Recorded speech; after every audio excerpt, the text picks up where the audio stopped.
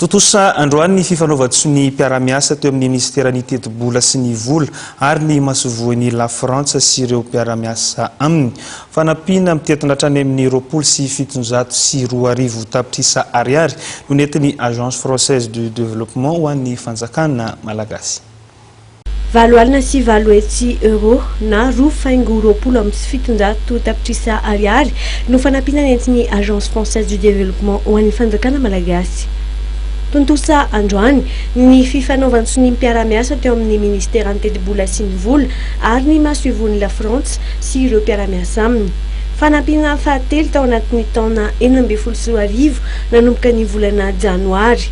Nahitana fitombona ny fanampiana avy amin'ny frantsay tao anatin'ny 5 taona izay ratoka 20 tapitrisa euro tamin'ny taona 2014 izay nahitana fiakarana 40 tapitrisa euro tamin'ny taona 13 ary nahenika ny 50 tapitrisa euro izany tamin'ny taona 14 Ny sehatry ny fampiofanana amin'ny sehatra matianina, ny tontolo iainana, ny fambolena, ny fampianarana ary ny tontolo ambanivohitra sy ny fampandrosoana ny andrenivohitra no voafaritra ampiasana ity vola.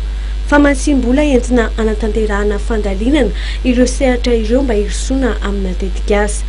Tafiditra ao anatin'izany ny tetikasa Lalakely 3 sy ny tetikasa fampandrosoana maharitra ny amin'ny faritry Diana. Atao reny mba hanasarana ny famokarana zany. Eo ihany koa ny composante anankiray izay mahakasika indrindra ny fanasarana ny aty andrenivohitra zany ny ataontsika hoe développement urbain. Ireny moa dia araka ny voalaza teo mba hanomezana ireo asa izay efa natao tany aloha eo amin'ny fanaovana an'ireny lalakely maro samihafa ireny, fa indrindra ihany koa zany hijerevana ireo assainissement tsy maintsy atao aty amin'ny tanàn-dehibe zany izay efa iandraiketan'ny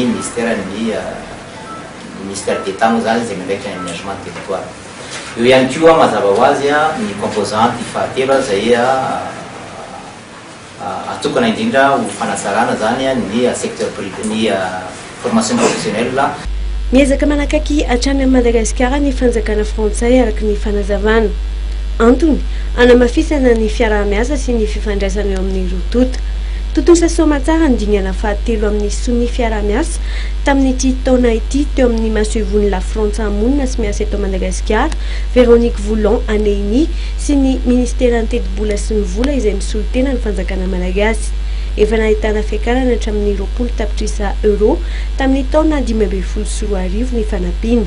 Etona koa dia fantatra fa mbola hiakatra an'izay ny famatsiana ho azontsika amin'ity taona 2014 ity.